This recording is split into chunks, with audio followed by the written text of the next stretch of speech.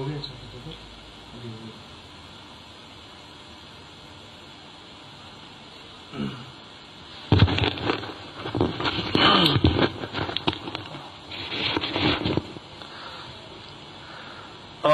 بالله من الشيطان الرجيم.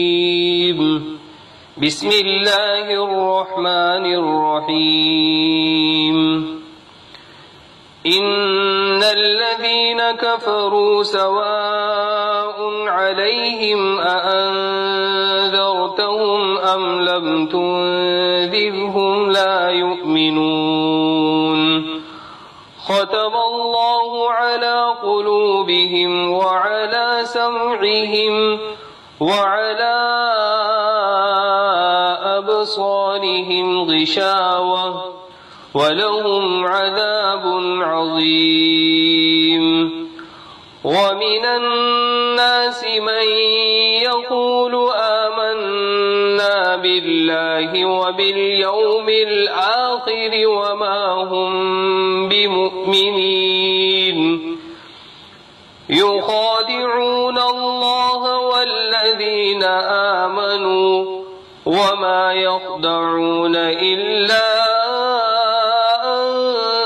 أنفسهم وما يشعرون. في قلوبهم مرض فزادهم الله مرضا ولهم عذاب أليم بما كانوا يكذبون. وإذا قيل لهم لا تفسدوا في الأرض قالوا إنما نحن مصلحون. ألا إنهم هم المفسدون ولكن لا يشعرون. صدق الله العظيم.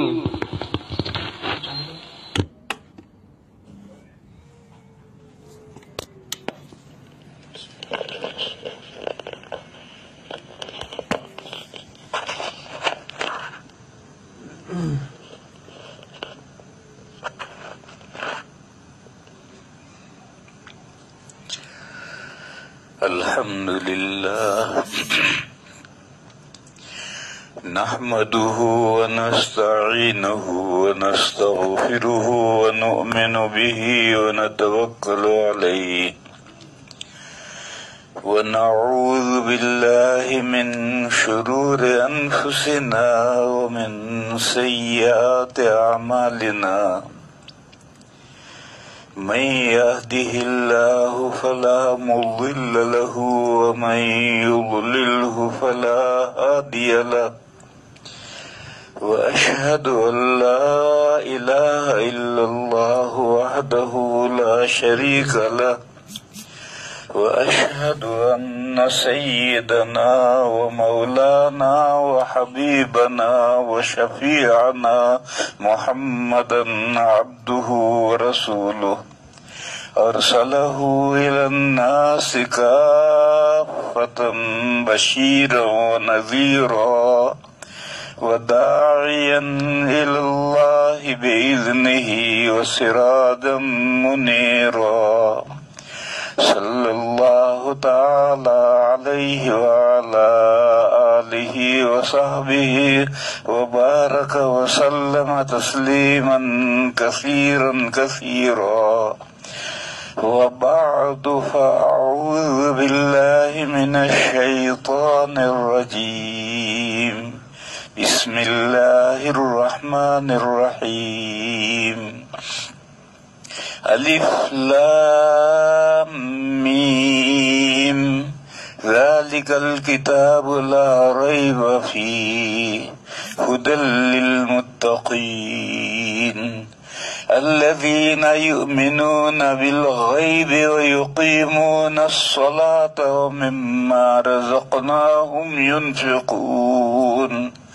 والذين يؤمنون بما أنزل إليك وما أنزل من قبلك وبالآخرة هم يوقنون.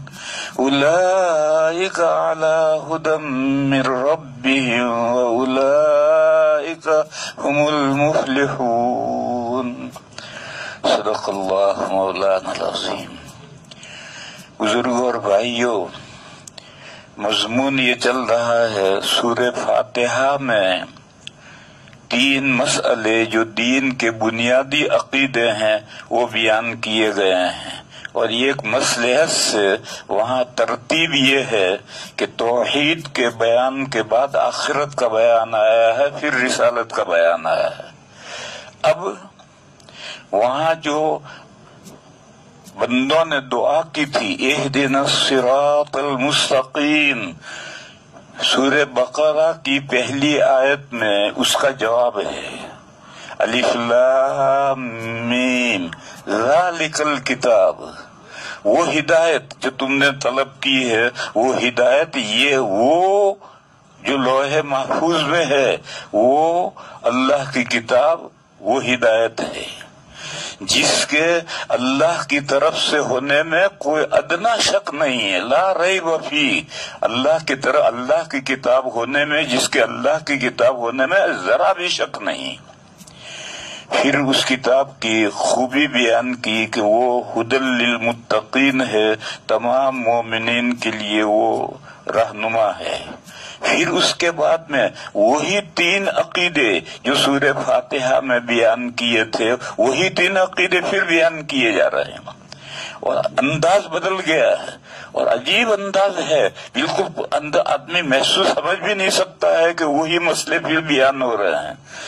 مگر وہاں جو مصلحت سے آخرت کا بیان پہلے آیا تھا وہ ایک عارض کی وجہ سے آیا تھا، یہاں ایسا نہیں، یہاں پہلے توحید کا بیان ہے، پھر اس کے ساتھ میں رسالت کا بیان ہے، پھر آخرت کا بیان ہے، پھر ان مومنین کو خوشخبری سنائی گئی ہے آخرت میں کامیابی کی۔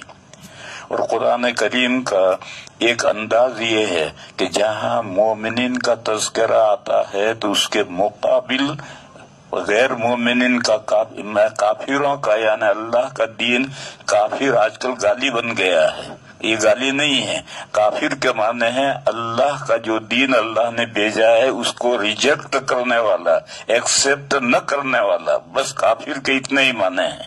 تو وہ بندے جو اللہ کے بھیجے ہوئے دین کو قبول نہیں کرتے ان کا تذکرہ آیا، یہ قرآن کا ایک اسلوب ہے، جہاں مومنین کا تذکرہ آئے گا تو اس کے بالمقابل کفار کا تذکرہ آئے گا، اور اگر کسی مناسبت سے کفار کا تذکرہ آئے گا تو اس کے بالمقابل ایمان کا تذکرہ، مومنین کا تذکرہ آئے گا۔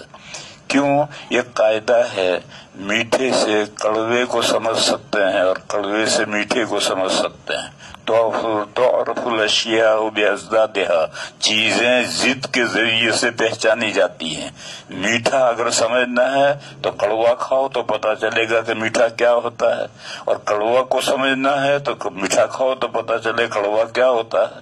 تو ایمان والوں کے بعد میں کفر والوں کا، اور کفر والوں کے بعد ایمان والوں کا تذکرہ اس ضابطے سے ہوتا ہے۔ اسی طریقے سے جہاں اہل جنت کا ذکر آئے گا قرآن میں تو اس کے بعد معاً اہل جہنم کا بھی تذکرہ آئے گا، اور جہاں کسی مناسبت سے اہل جہنم کا تذکرہ آیا ہے تو وہاں معاً اہل جنت کا تذکرہ آئے گا۔ اس طریقے پر دو جماعتوں کا ذکر آیا، مومنین کا اور کفار کا۔ پھر اس کے بعد ایک تیسری جماعت ہے جو دل سے تو ہے کافر، دل سے تو ایمان لائی نہیں، لیکن زبانی جمع خرچ کرتی ہے ایمان لانے کا، زبان سے ایمان کا ظاہر کرتا ہے، تو وہ ہے منافقین۔ پھر ان کا پورے ایک رکوع کے اندر منافقین کا ذکر آیا۔ یہ جو مومنین اور کفار کا ذکر ہے وہ ایک رکوع ہے، پھر اس کے بعد منافقین کا جو ذکر ہے وہ لمبا رکوع ہے۔ 2 مسئلوں میں لوگوں میں غلط فہمی ہے، اسے سمجھنا چاہیے۔ ایک مسئلہ یہ ہے کہ پہلی رکعت لمبی ہونی چاہیے، دوسری رکعت اس کے اعتبار سے ہلکی چھوٹی ہونی چاہیے، یہ مسئلہ فرائض کے لیے۔ اس لیے کہ فرائض میں پہلی رکعت لمبی ہوگی تو جو لوگ دیر سے آئیں گے وہ بھی آ کر پہلی رکعت میں شریک ہو جائیں گے۔ مجھے یاد آیا میں جب طالب علم تھا تو ازہر کے ایک بڑے عالم جو ازہر نے دیوبند میں عربی پڑھانے کے لیے سکھانے کے لیے بھیجا تھا، وہ میرے استاد ہیں، میں نے عربی ان سے پڑھی ہے اور میں نے قرآن کی سب طول ان سے حفظ بھی انہی سے کی ہیں۔ ان کا نام تھا شیخ محمود عبد الوہاب محمود۔ مصر میں 3 نام ساتھ میں لیے جاتے ہیں، آدمی کا، باپ کا اور دادا کا، یہ تینوں نام ساتھ میں لینا ہے۔ تو حضرت کا نام تھا محمود، ان کے ابا کا نام تھا عبد الوہاب اور دادا کا نام پھر محمود تھا۔ یہ شیخ محمود یہ دارالعلوم کی مسجد میں فجر کی نماز عام طور پر پڑھاتے تھے اور مصری لہجے میں، عربی لہجے میں قرآن کریم پڑھاتے تھے، اور پہلی رکعت میں، فجر کی پہلی رکعت میں آدھا پارہ پڑھتے تھے اور دوسری رکعت میں 1-2 رکوع پڑھتے تھے، اور سلام جب پھرتے تھے تو پوری مسجد میں کوئی مسبوق نہیں ہوتا تھا۔ وہاں حوض ہے دارالفتاح کے نیچے، وہاں تک پوری مسجد صحن بھر جاتا تھا اور سب پہلی رکعت میں آ کر شریک ہو جاتے تھے۔ وہ آدھا پارہ پہلی رکعت میں پڑھتے تھے اور دوسری رکعت میں 1-2 رکوع پڑھتے تھے۔ پھر یہ مسئلہ آیا ہے کہ فجر میں تو پہلی رکعت لمبی ہونی چاہیے دوسری رکعت سے، اس پر تمام ائمہ متفق ہیں، لیکن اس کے علاوہ جو باقی 4 نمازیں ہیں ان میں بھی پہلی رکعت دوسری رکعت سے لمبی ہونی چاہیے یا برابر ہونی چاہیے، اس میں ائمہ میں اختلاف ہے۔ چھوڑو اس اختلاف کو، ہمیں اس وقت بحث نہیں کرنی ہے۔ میں تو یہ کہنا ہے کہ یہ مسئلہ فرائض کے لیے ہے، نوافل کے لیے نہیں ہے۔ نوافل میں مضمون کا لحاظ ہے، مضمون پورا کر پڑھو تو پہلے رکوع میں مومنین کا اور کفار کا تذکرہ پورا ہوا تو رکوع کر لو آ گیا، اور پھر منافقین کا لمبا تذکرہ آیا تو دوسرا رکوع لمبا ہو گیا۔ اب نفلوں میں یعنی تراویح میں اگر پڑھیں گے تو رکوع بائے رکوع پڑھیں گے، پہلی رکعت میں پہلا رکوع پڑھیں گے، دوسری رکعت میں دوسرا رکوع پڑھیں گے۔ ہمارے جو اجمی حفاظ ہیں وہ فرضوں والا مسئلہ تراویح میں لائے ہیں اور وہ لمبا رکوع بیچ میں کاٹتے ہیں اور مضمون ختم کر دیتے ہیں اور کچھ کا کچھ بگاڑ کر کے رہ دیتے ہیں۔ اس لیے میرے بھائیو اسے سمجھو کہ یہ جو قرآن کریم میں رکوع ہیں یہ مشائخ بخارا نے لگائے ہیں، اور ہمارے اجمیوں کے قرآن میں رکوع ہیں، عربوں کے قرآن میں آج بھی رکوع نہیں ہے۔ وہ اہل لسان ہیں، ان کے ائمہ اہل لسان ہیں، وہ مضمون کے اعتبار سے ٹھہرتے ہیں اور چلتے ہیں۔ ہم تو اجمی ہیں، ہم مضمون کو نہیں سمجھتے، تو بخارا کے علماء نے، مشائخ نے قرآن کریم میں مضمون کے اعتبار سے رکوع لگائے ہیں، اور اس طرح سے رکوع لگائے ہیں کہ اگر آپ رکوع بائے رکوع پڑھتے رہیں تو 27ویں رات میں قرآن کریم تراویح میں پورا ہو جائے گا۔ تو یہ مسئلہ یاد رکھنا چاہیے۔ میں اپنے حافظ بھائیوں سے بتاؤں کہ یہ جو ان کے ذہنوں میں ہے کہ پہلی رکعت جو ہے پہلی رکعت بڑی نہ ہو جائے، دوسری رکعت بڑی نہ ہو جائے اور پہلی رکعت چھوٹی نہ ہو جائے، یہ مسئلہ فرائض کا ہے۔ فرائض میں پہلی، اور فرائض میں بھی فجر میں تو طے ہے، دوسری نمازوں میں تو اختلاف ہے، لیکن نفلوں میں یہ مسئلہ نہیں ہے۔ نفلوں میں تو مضمون کے اعتبار سے پڑھنا ہے، ٹھہرنا ہے، اور اسی کے لحاظ سے یہ رکوع کیے گئے ہیں۔ بہرحال میں کہہ رہا تھا کہ پہلے رکوع میں مومنین کا اور کفار کا تذکرہ آیا، دوسرے رکوع میں پھر منافقین کا ذکر آیا۔ اب تینوں قسمیں، انسانوں کی تینوں قسمیں پوری ہو گئی۔ مومنین بھی اللہ کے یہاں سے جو دین آیا ہے اس دین پر ایمان لانے والے بندوں کا تذکرہ بھی پورا ہوگا، ریجیکٹ کرنے والے، انکار کرنے والوں کا تذکرہ بھی پورا ہوا، اور جو دل سے تو نہیں مانتے اور زبان سے جمع خرچ کرتے ہیں ماننے کا، منافقین ہیں، ان کا تذکرہ بھی پورا ہوا۔ پھر اس کے بعد تیسرا رکوع شروع ہوا ہے، اس تیسرے پورے رکوع میں پھر یہی 3 مسئلے بیان کیے گئے۔ پہلے توحید کا مسئلہ ہے، پھر رسالت کا مسئلہ ہے، پھر آخرت کا مسئلہ ہے، اور اتنا عجیب انداز ہے کہ کچھ محسوس بھی نہیں ہوتا کہ کوئی پچھلا مضمون ہی دوبارہ بیان کیا جا رہا ہے۔ بہرحال جو تیسرا رکوع آئے گا اس میں پھر یہی 3 مسئلے آئیں گے۔ پھر اس کے بعد میں انسانوں کے جد امجد حضرت آدم علیہ السلام کا ایک رکوع میں تذکرہ آیا، پھر ان کی اولاد بے شمار پھیلی ہوئی ہے، ان کی اولاد میں سے پہلے بنی اسرائیل کا تذکرہ آیا ہے، اور وہ تذکرہ جا کر پورا ہوا ہے وَإِذِ ابْتَلَىٰ إِبْرَاهِيمَ رَبُّهُ بِكَلِمَاتٍ فَأَتَمَّهُنَّ، اس سے پہلے وہ تذکرہ جا کر پورا ہوا ہے، اور وَإِذِ ابْتَلَىٰ إِبْرَاهِيمَ رَبُّهُ سے بنی اسماعیل کا تذکرہ شروع ہوا ہے، اور یہی بنی اسماعیل نبی پاک صلی اللہ علیہ وسلم کی امت تھے، ان کا تذکرہ سورت کے ختم تک، بقرہ کے ختم تک چلا جائے گا، اور اسی کے ضمن میں احکامات بھی آتے چلے جائیں گے۔ یہ پوری سورت کا ربط بیان کر رہا ہوں۔ ابھی تو یہ ہے متقی، میں نے کل بتایا تھا کہ متقی ایک تو ادنا درجہ ہے، ایک اعلیٰ درجہ ہے، اور ایک مڈل کلاس ہے۔ یہاں مڈل کلاس جو ہے یعنی نیک مومنین کا تذکرہ ہے، کہ جو نیک مومنین ہیں ان کے لیے قرآن قدیم رہنما ہے۔ وہ نیک مومنین کون ہیں؟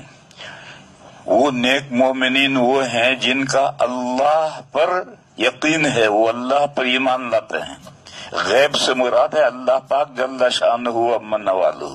غیب کا لفظ عام ہے، لیکن یہاں مراد غیب الغیب ہے، یعنی آخری درجے کا جو غیب ہے وہ غیب یہاں مراد ہے۔ الذین یؤمنون بالغیب، جو بن دیکھی چیز پر ایمان لاتے ہیں۔ بن دیکھی چیزیں بہت ہیں، جنت ہے، جہنم ہے، فرشتے ہیں، یہ ہے وہ ہے، اور آخری غیب کیا ہے؟ اللہ اور اللہ کی صفات۔ اللہ اور اللہ کی صفات یہ آخری غیب ہے، اس سے آگے پھر کوئی غیب نہیں ہے۔ تو جو غیب الغیب ہے یعنی آخری درجے کا غیب ہے، وہ غیب یہاں مراد ہے، مگر لفظ عام استعمال کیا گیا ہے۔ جو وہ مڈل کلاس کے درمیانی درجے کے مسلمان وہ ہیں جو بن دیکھی چیزوں پر ایمان لاتے ہیں۔ اللہ تعالی نے غیب کے معنی میں بتاتا ہوں، غیب مصدر ہے، اس کے معنی ہیں چھپی ہوئی چیز۔ لغوی معنی تو یہ ہے غیب یعنی چھپی ہوئی چیز۔ چھپی ہوئی چیز سے کیا مراد ہے؟ اللہ تعالی نے ہمیں 5 سورسز دیے ہیں علم حاصل کرنے کے۔ دیکھنے کی چیزیں آنکھوں سے علم حاصل ہوتا ہے، سننے کی چیزوں کا کانوں سے علم حاصل ہوتا ہے، سونگنے کی چیزوں کا ناک سے علم حاصل ہوتا ہے، چکھنے کی چیزوں کا زبان سے علم حاصل ہوتا ہے، اور ٹٹولنے کی چیزوں کا فیس چہرے سے علم حاصل ہوتا ہے، بلکہ پورے بدن کے اندر اللہ نے ٹٹولنے کی تعلق رکھی ہے۔ ہمارے پیر، ہم بیٹھے ہیں، پیر کے نیچے اگر ذرا کنکر ہوگا اور چبھے گا تو فوراً محسوس ہوگا کہ پیر کے نیچے کچھ ہے۔ بہرحال یہ 5 قوتیں اللہ تعالیٰ نے ہمیں دی ہیں، اور ان 5 قوتوں سے ہمیں جو اللہ نے عقل دی ہے وہ عقل علم حاصل کرتی ہے۔ علم یہ 5 چیزیں نہیں دے۔ دیکھو اندھے کی بھی آنکھیں ہیں، کانے کی بھی آنکھیں ہوتی، ان کو کچھ نظر نہیں آتا، بہرے کے بھی کان ہوتے ہیں، وہ کچھ نہیں سنتا۔ ذائقہ اگر بگڑ جائے تو میٹھا بھی کڑوا معلوم ہوتا ہے، اگر بخار آ جائے تو گرمی بھی سردی لگنے لگتی، گرمی میں بھی سردی لگنے لگتی۔ معلوم ہوا کہ یہ جو 5 قوہ ہیں یہ علم نہیں حاصل کرتے، علم تو عقل حاصل کرتی ہے، اور وہ عقل علم حاصل عقل کہاں ہے اللہ جانے کہاں ہے۔ آج تک دنیا یہ طے نہیں کر سکی کہ عقل کہاں ہے۔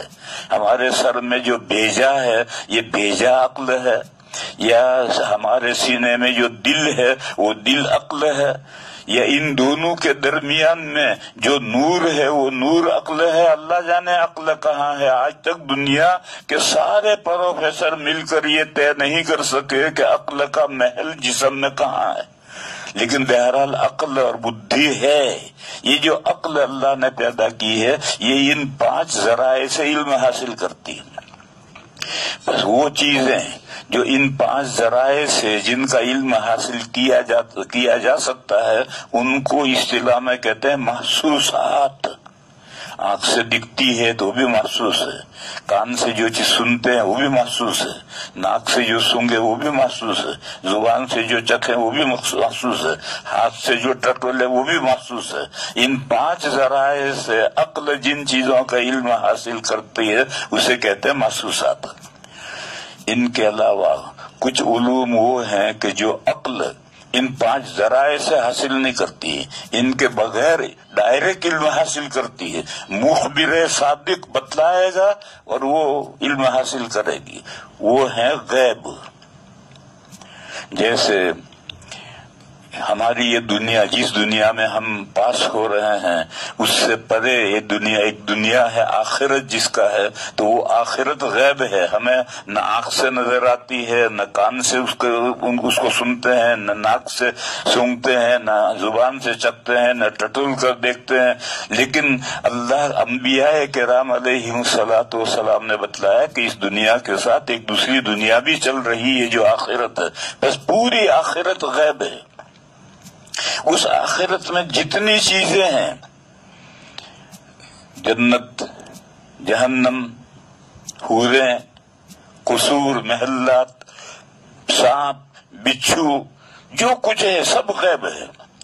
پھر اس سے اور آگے جائیں گے تو عرش و کرسی، عرش اور کرسی یہ بھی دوسری دنیا کی مخلوق ہیں. عرش بھی مخلوق ہے، اللہ نے پیدا کیا ہے. کرسی بھی مخلوق ہے، اللہ نے پیدا کی ہے. یہاں رک کر یہ سمجھو کہ عرش اور کرسی یہ دونوں ایک ہیں یا الگ الگ ہیں. عام طور پر کتابوں میں یہ لکھا ہے کہ یہ دونوں الگ الگ ہیں. عرش کے معنی تخت اور کرسی کے معنی چیئر، یہ دونوں چیزیں الگ الگ ہیں. پھر بڑا جھگڑا ہوا کہ نیچے کون ہے اوپر کون ہے، عرش نیچے ہے کرسی اوپر ہے، یا کرسی نیچے ہے عرش اوپر ہے. ایک کرسی کے ایک معنی ہے کوئی مکان بہت اونچا بناتے ہیں تو پہلے اس کا ایک بھراؤ کر کے جگہ تو اس کو کرسی کہتے ہیں. اس کرسی پر پھر محل بنتا ہے. تو کرسی نیچے ہے اس پر تخت ہے. اور دوسرا مطلب یہ ہے کہ نہیں، تخت نیچے ہے اس پر کرسی رکھی ہوئی. یہ 2 رائے ہیں کتابوں میں، عام طور پر یہ رائے ہے. لیکن تفسیر ابن کثیر میں حضرت حسن بصری رحمت اللہ علیہ، حضرت حسن بصری بہت بڑے آدمی، یہ جو اہل تصوف کہتے ہیں کہ تصوف کے سلسلے تو حضرت حسن خواجہ بصری سے حضرت علی تک پہنچتے ہیں. اور تابعین ہے اور اکابر تابعین میں ہے. حضرت عمر کے دور خلافت میں پیدا ہوئے ہیں اور حضرت ام سلمہ کی باندی سے پیدا ہوئے تھے.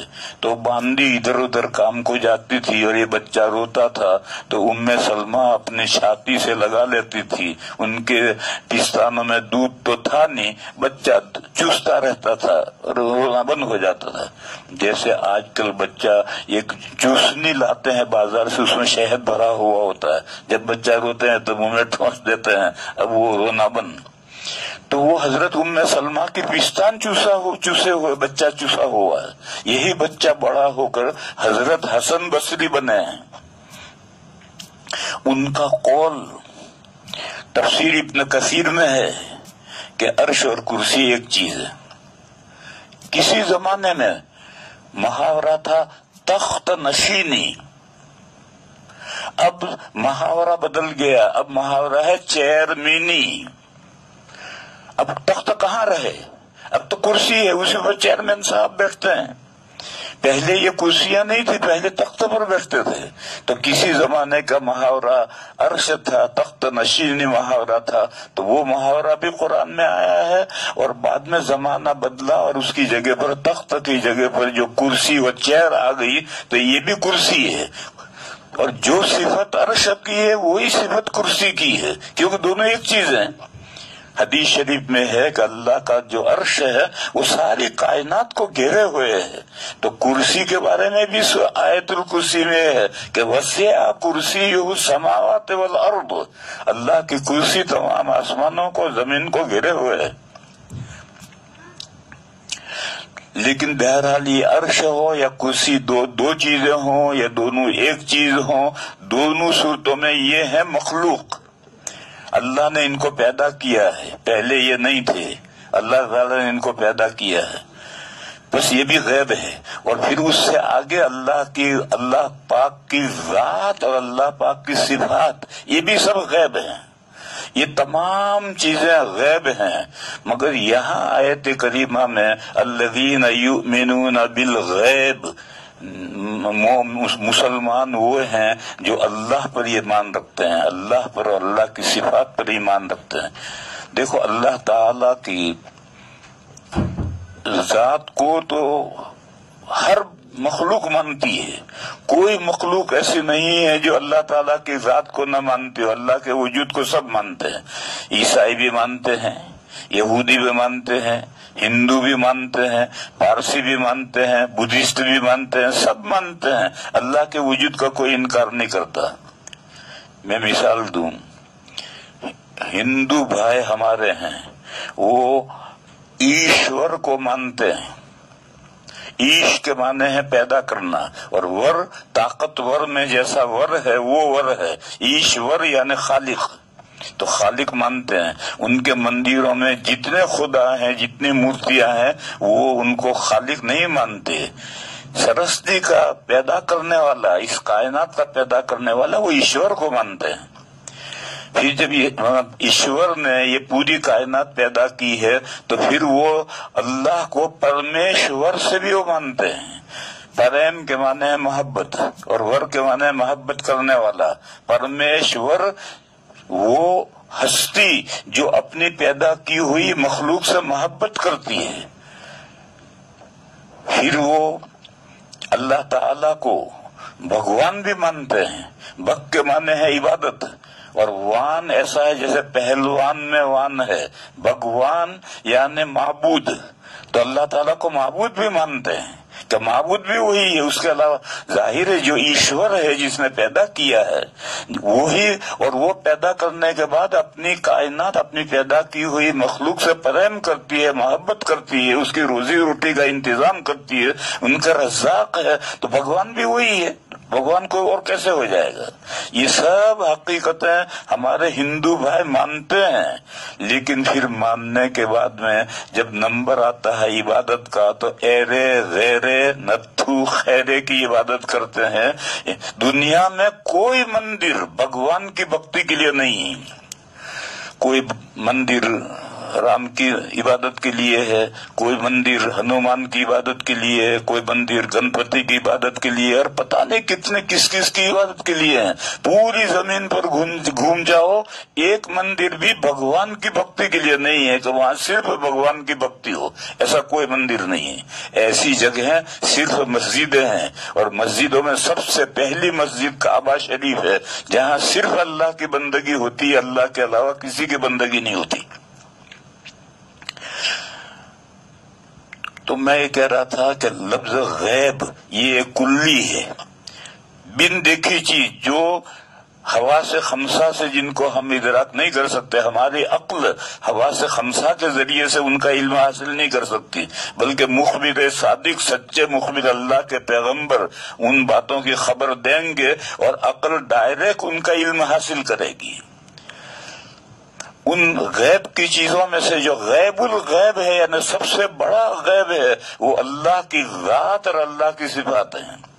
بس مومنین وہ ہیں جو اللہ پر ایمان رکھتے ہیں، غیب پر ایمان رکھتے ہیں، یعنی اللہ پر ایمان رکھتے ہیں. مگر لفظ ایسا بھی استعمال کیا ہے کہ دوسری دنیا کی ساری چیزیں اس کے تحت میں آ جاتی ہیں، ان سب پر ایمان لانا ضروری ہے. لیکن اصل مقصود بیان کرنا ہے اللہ پر ایمان کو. بس یہ توحید کا مسئلہ ہوا ہے. وہ جو سورہ فاتحہ میں توحید کا مسئلہ آیا تھا، وہی توحید کا مسئلہ آیا کہ ایک اللہ پر، غیب جو معبود ہے، سب کا خالق و مالک ہے، اس پر ایمان لاتے ہیں وہ. پھر میں نے کل ایک بات کہی تھی کہ قرآن کریم میں کہیں بھی صرف ایمان پر آخرت میں کامیابی کی خوشخبری نہیں سنائی گئی.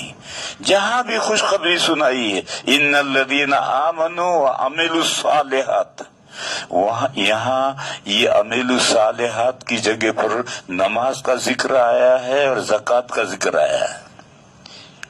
اور صرف یہ نماز اور زکوٰۃ ہی نہیں ہے، نماز سے تمام بدنی عبادتیں مراد ہیں، اور زکوٰۃ سے ساری مالی عبادتیں مراد ہیں. اور جب بدنی اور مالی عبادتیں ہیں تو بیچ میں جو مرکب ہیں مال سے اور بدن سے، وہ بھی مراد ہیں. اور یہ آدھا مضمون ہے، یہ مثبت پہلو سے کرنے کے کام مراد ہیں، منفی پہلو سے اس کی جو ضد ہے کبائر جن سے بچنا ضروری ہے وہ بھی یہاں مراد ہیں.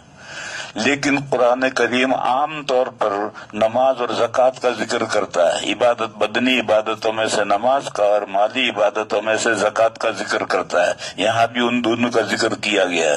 اب جو اللہ پر ایمان لانے والے ہیں، غیب پر ایمان لانے والے ہیں، اور اس کے ساتھ وہ نیک بندے بھی ہیں، نمازوں کا اہتمام کرتے ہیں، زکوٰۃوں کی ادائیگی کرتے ہیں، اور تمام مالی عبادتیں، تمام بدنی عبادتیں، تمام مرکب عبادتیں، اور جو ان کی ازداد ہیں تمام کبائر سے بچے ہوئے ہیں. پہلا یہ عقیدہ آیا، پھر اس کے بعد میں رسالت کا بیان آئے گا، پھر آخرت کا بیان آئے گا. اب جب آپ نے غیب کو سمجھ لیا، الذین یؤمنون بالغیب، مسلمان مڈل کلاس کے مسلمان وہ ہیں جو اللہ پر ایمان رکھتے ہیں، اور اللہ ہی پر نہیں بلکہ غیب پر، دوسری دنیا میں جتنی چیزیں ہیں جن کو مخبر صادق نے، انبیاء نے بتلایا ہے، ان سب کو مانتے ہیں. پھر اس کے بعد میں نماز کا ذکر آیا، پھر زکوٰۃ کا ذکر آیا. ان دونوں کی تھوڑی تفصیل کروں گا.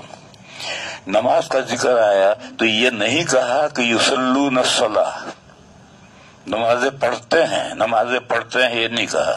یقرؤون الصلاۃ، یصلون الصلاۃ، یہ نہیں کہا، بلکہ یہ کہا کہ یقیمون الصلاۃ، نماز کا اہتمام کرتے ہیں.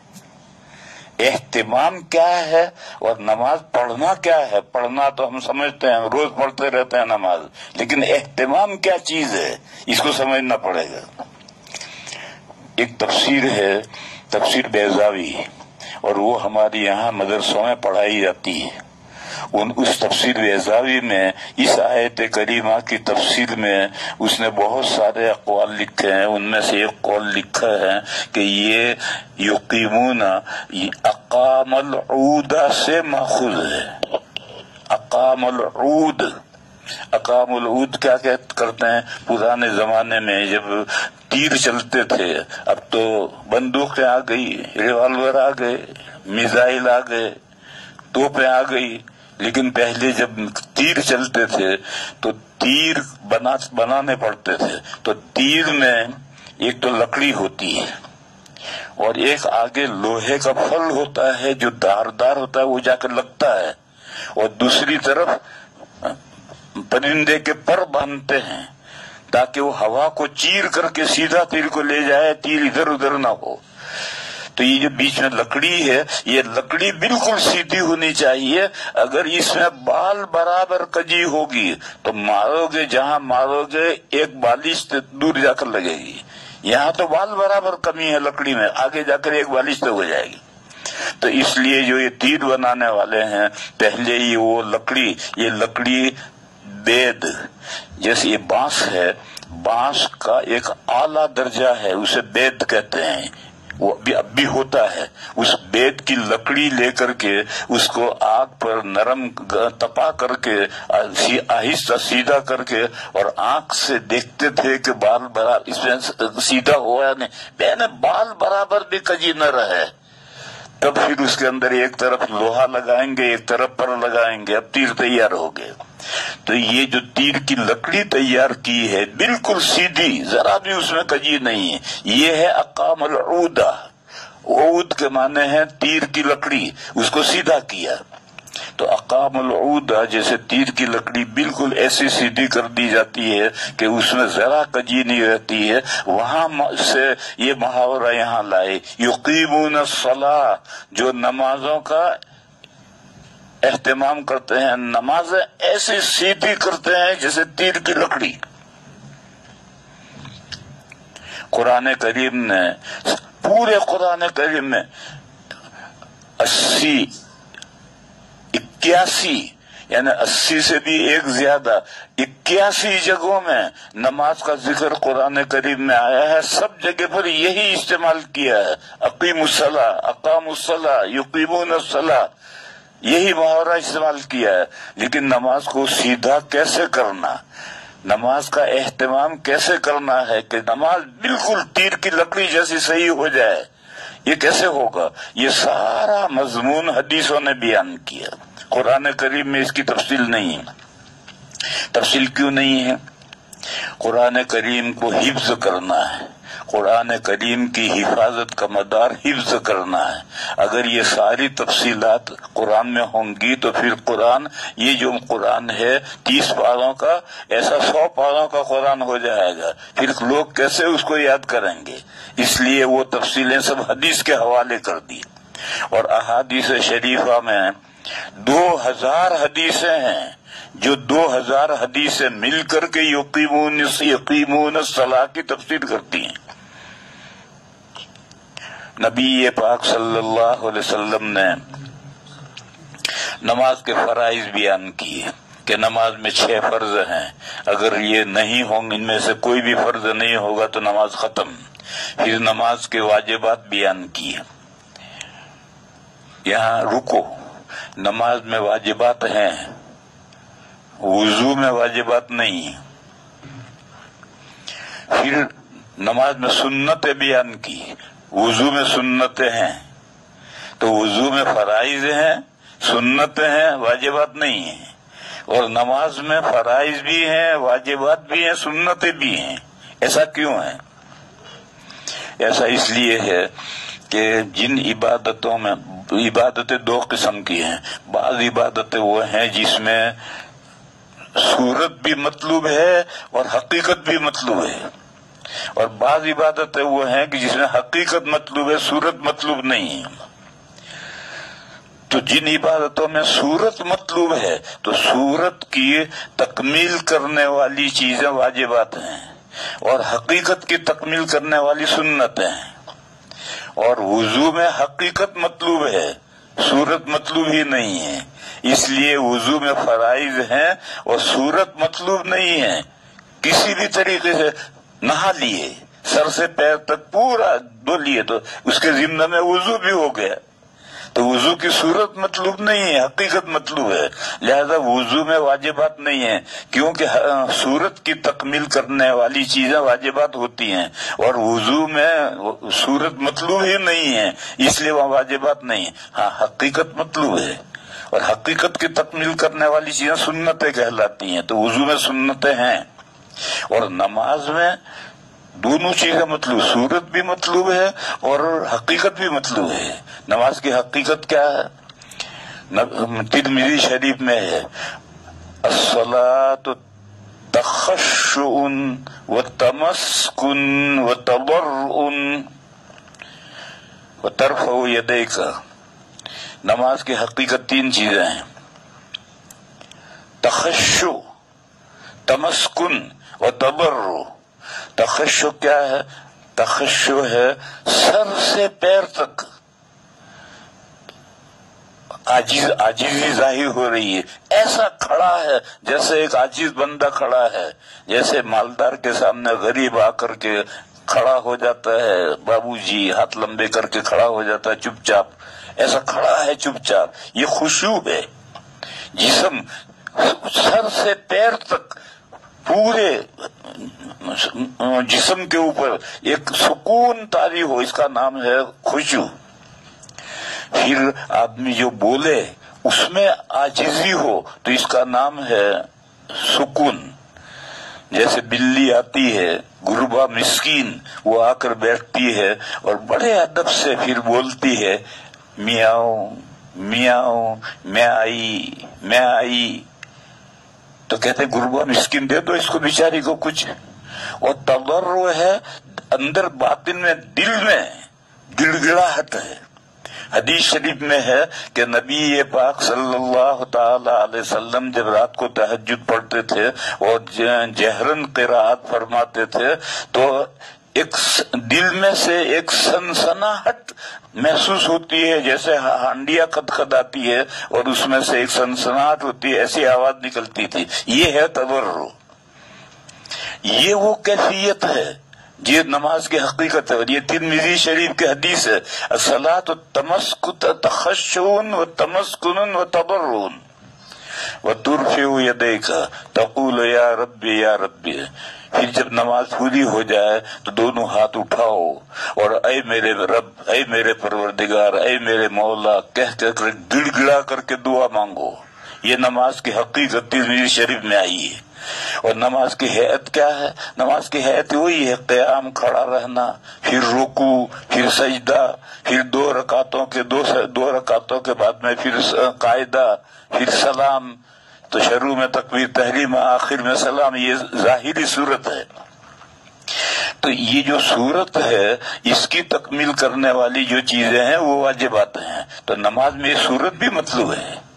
آپ مصلی پر بیٹھ کر خوب گڑ گڑا کر رو کر دعا کر کے اٹھ جائیں تو نماز نہیں ہوئی. نماز تو اس طرح سے ظاہری صورت بھی مطلوب ہے اور اس ظاہری صورت میں حقیقت بھی مطلوب ہے. ظاہری صورت ہے اور حقیقت نہیں ہے. ایک حدیث شریف میں ہے، تلک صلاۃ المنافق، تلک صلاۃ المنافق، تلک صلاۃ المنافق. وہ منافق کی نماز ہے. یجلس یرقب حتی اذا کانت الشمس بین قرنی الشیطان قام فصلی اربعا لا یذکر اللہ فیہا الا قلیلا. بیٹھا بیٹھا گھڑی دیکھتا رہتا ہے، ابھی 10 منٹ ہیں، ابھی 5 منٹ ہے، ابھی 2 منٹ ہے، ابھی 1 منٹ ہے. یہاں تک کہ جب وقت تنگ ہو گیا اور مکروہ وقت ختم ہونے والا ہے تو جلدی جلدی اٹھا اور جلدی جلدی اس نے 4 رکعتیں ٹھونگے مار لی. اس میں اللہ کا ذکر برائے نام کرتا ہے. تو فرمایا کہ یہ منافق کی نماز ہے. معلوم ہوا کہ نماز کی ظاہری صورت بھی صحیح ہونی چاہیے. تو ظاہری صورت جو صحیح کرنے والی ہیں اس کے لیے جو چیزیں بڑھائی گئی ہیں وہ نماز کے واجبات ہیں. اور وہ جو حقیقت ہے نماز کی، اس کی تکمیل کرنے کے لیے جو چیزیں بڑھائی گئی ہیں وہ سنتیں ہیں. بہرحال نبی پاک صلی اللہ علیہ وسلم نے نماز کے فرائض بیان کیے، واجبات بیان کیے، سنت بیان کی، مستحبات بیان کیے، اور نماز توڑنے والی چیزیں نواقض بیان کیے. نماز میں مکروہ تحریمی چیزیں بیان کی، نماز میں مکروہ تنزیہی چیزیں بیان کی. یہ سب بیان کے لیے 100 سے زیادہ حدیثیں ہو جائیں گی. پھر اس کے بعد میں مسجدیں بنائی، کیونکہ مسجدوں کے بغیر نماز کا اہتمام نہیں ہو سکتا. آج کل کورونا کی وجہ سے مسجدیں بند ہو گئی ہیں، لوگ گھروں میں نماز پڑھتے ہیں، اللہ جانے کتنے پڑھتے ہیں کتنے سوتے ہیں. مسجدوں ہی سے نمازوں کا اہتمام ہوتا ہے، مسجدوں کے بغیر نماز اہتمام نہیں ہوتا. تو مسجدیں بنائی، پھر مسجدیں بنا کر کے پھر امام متعین کیا اور امام کے اوصاف متعین کیے. پھر نمازوں کی ٹائمنگ کی، 5 نمازوں کے اوقات مقرر کیے. یہ سارے مضامین حدیثوں میں آئے. یہ ساری باتوں کا لحاظ رکھو گے تو تم نے نماز کا اہتمام کیا، نماز کو سیدھا کیا. آج کل تو میرے بھائیوں ہمارا حال یہ ہے کہ بعض بندے تو رکوع میں اتنا جلدی رکوع سجدے کرتے ہیں کہ پیچھے مقتدی 2 مرتبہ بھی سبحان ربی العظیم یا سبحان ربی الاعلی نہیں کہہ پاتے ہیں، رو اٹھ جاتے ہیں. اور انہوں نے 3 مرتبہ کہا مگر اتنا جلدی کہہ دیا کہ پیچھے جو مقتدی میرے جیسے مقتدی ہیں جو جلدی نہیں کہہ سکتے، وہ 2 مرتبہ بلکہ 1 ہی مرتبہ 2 مرتبہ کہا، اس کا وہ کچھ عیدہ ختم ہو گیا. جبکہ ترمذی شریف میں حضرت عبداللہ ابن مبارک رحمت اللہ علیہ کا ارشاد ہے کہ جو امام بن کر نماز پڑھا ہے وہ رکوع اور سجدے میں 5 مرتبہ تسبیحیں کہے تاکہ پیچھے مقتدی اطمینان سے 3 مرتبہ تسبیحیں کہہ لیں. لہذا امام صاحب کو اگر باقاعدہ سبحان ربی العظیم سبحان ربی العظیم سبحان ربی العظیم ایسا ٹھہر کے واضح طور پر کہے تو پھر 5 مرتبہ نہیں کہنا، اور اگر جلدی سے سبحان ربی العظیم سبحان ربی العظیم سبحان ربی العظیم 5 مرتبہ کہے تاکہ پیچھے مقتدی اطمینان سے 3 مرتبہ کہہ سکیں. تو یہ رکوع کی اور سجدے کی جو غلطیاں ہیں، اسی طریقے پر جب ہم تکبیر تحریمہ کہتے ہیں تو تکبیر تحریمہ کی صحت کے لیے قیام شرط ہے. جب امام پہلی رکعت کے یا کسی بھی رکعت کے رکوع میں آتا ہے اور پیچھے سے کوئی مقتدی دوڑا آتا ہے تو آ کر کے اللہ اکبر کہہ کر جھک جاتا ہے. ابھی تو کھڑا نہیں ہے، جھکتے ہوئے کہہ جاتا. آدھی تکبیر تو کھڑے اور آدھی جھکتے ہوئے، اس کی تکبیر تحریمہ نہیں ہوتی، وہ نماز میں شامل نہیں ہوتی. تکبیر تحریمہ کے لیے ہے کہ آپ کھڑے ہونے کی حالت میں تکبیر کہیں اللہ اکبر، پھر اس کے بعد رکوع میں شامل ہوں. رکوع میں جانے کی تسبیح کہنا سنت ہے، ضروری نہیں. اگر آپ رکوع میں جانے کی تسبیح نہ کہیں تو کوئی حرج نہیں، ہاتھ باندھنا بھی ضروری نہیں، لیکن تکبیر تحریمہ قیام کی حالت میں کہنا ضروری ہے. اللہ اکبر یہ کہہ کر آپ جھک کر رکوع کر لیں تو نماز صحیح ہے. لیکن اگر آپ نے تکبیر تحریمہ قیام کی حالت میں نہیں کہی، آدھی کھڑے ہوئے آدھی جھکتے یا ساری جھکتے تو نماز نہیں ہوگی. ہم میں سے بہت سے غلطیاں کرتے ہیں اور اس طریقے پر وہ تکبیر تحریمہ کہتے ہیں کہ ان کی تکبیر تحریمہ ہی صحیح نہیں ہوتی. پھر اس کے بعد میں جماعت کی نماز میں تو کچھ نہیں پڑھنا. یہ جماعت کی نماز کی برکت ہے. اگر شروع سے آخر تک کچھ نہ پڑھو، امام جو کچھ کرتا ہے اس کے ساتھ اٹھتے بیٹھتے رہو، بس شروع میں تکبیر تحریمہ کہہ لو. اور تکبیر تحریمہ بھی اللہ اکبر اگر نہیں کہہ سکتا ہے تو اللہ کا ذکر کرے عظمت کے ساتھ، اور آخر میں کوئی عمل کرے جو نماز کے منافی ہے تو امام کے پیچھے پڑی ہوئی نماز ہو گئی. یہ نماز کا جماعت کی نماز کی برکت ہے کہ کچھ اگر نہیں کرے گا تب بھی نماز ہو جائے گی. لیکن اگر تنہا نماز پڑھ رہا ہے، فرض نماز پڑھ رہا ہے یا نفل نماز پڑھ رہا ہے تو اب سورہ فاتحہ پڑھنا واجب ہے اور اس کے ساتھ سورت ملانا بھی واجب ہے تاکہ اتنی دیر کھڑا رہے. یہ اس کی سورت کی تکمیل ہو رہی، ورنہ تو اللہ اکبر کہہ کر رکوع میں چلا گیا تو سورت کہاں ہوئی. اللہ اکبر کہہ کر کھڑے رہو اور کھڑے رہ کر فاتحہ پڑھو، اللہ سے ہدایت کی درخواست کرو، پھر فاتحہ پڑھ کر کے سورت ملاؤ. تو یہ قیام کا وجود، یوں قیام کا وجود آیا. تو یہ سورت کی تکمیل کے لیے اس لیے فاتحہ بھی فرض ہے اور سورت ملانا بھی فرض ہے. اور جماعت اگر تنہا پڑھ رہا ہے تو پھر جہرن پڑھنا ضروری نہیں ہے، سرن پڑھنا بھی کافی ہے. لیکن سر کا ادنا درجہ میں نے بتایا تھا کہ زبان ہلے، مخرج پر لگے اور حروف کی ادائیگی ہو تو پڑھنا ہے. اور اگر ہونٹ بند ہے اور پڑھ رہا ہے تو یہ من میں پڑھ رہا ہے، دماغ میں پڑھ رہا ہے، اس پڑھنے سے نماز نہیں ہوتی. بہت سے بندے کو میں دیکھتا ہوں کہ بیٹھتا مسجد میں دیکھتا ہوں کہ وہ سنت نفلیں پڑھ رہے ہیں، میں اس کے منہ کو دیکھتا ہوں تو ہونٹ بالکل بند ہے، ہلتے ہی نہیں. وہ نماز پڑھ رہا ہے تو ظاہر ہے کہ وہ من میں پڑھ رہا ہے. یہ جو من میں پڑھنا ہے اس سے نماز نہیں ہوتی. سری نماز ہوگی، اس میں زبان ہلے گی، مخرج پر لگے گی، حروف کی ادائیگی ہوگی، صوت پیدا ہوگی، خود سنے گا، دوسرا نہیں سنے گا. تو ایک غلطی یہاں ہوتی ہے، بعض بندے سمجھتے کہ میں نے پڑھ لیا، انہوں نے من میں پڑھ لیا، من میں پڑھنے سے نماز نہیں ہوتی. تو تکبیر تحریمہ میں یہ غلطی یہ ہے کہ وہ جھکتے ہوئے تکبیر تحریمہ کہتے ہیں، یہ صحیح نہیں. تکبیر تحریمہ کھڑے ہونے کی حالت میں کہو. پھر اس کے بعد میں رکوع میں جانے کی تکبیر ضروری نہیں، وہ سنت ہے. اگر وہ کہے بغیر بھی اگر آپ رکوع میں چلے گئے تو کوئی حرج نہیں. پھر اگر تنہا نماز پڑھتے ہو یا جماعت کے ساتھ جو نماز پڑھ رہے ہو اس میں اگر پڑھنا تو ہے جب قرات ہو تب نہیں پڑھنا، لیکن قرات کے علاوہ رکوع سجدے کی تسبیحات تو پڑھنی ہے، اور وہ سب تسبیحات سرن سنت ہیں، جہرن نہیں۔ اگر دائیں بائیں والے نمازی آپ کی تسبیح سنتے ہیں، تکبیر سنتے ہیں، تو یہ سنت کے خلاف آپ کر رہے ہیں۔ آپ اپنا خود سن سکتے ہیں، دائیں بائیں والے نہ سنیں۔ اور سرن پڑھنے کے لیے زبان کا ہلنا اور حروف کی ادائیگی اور مخرج کے سے حروف کا ادا ہونا ضروری ہے۔ یہ دو غلطیاں نماز کے سلسلے میں کرتے ہیں۔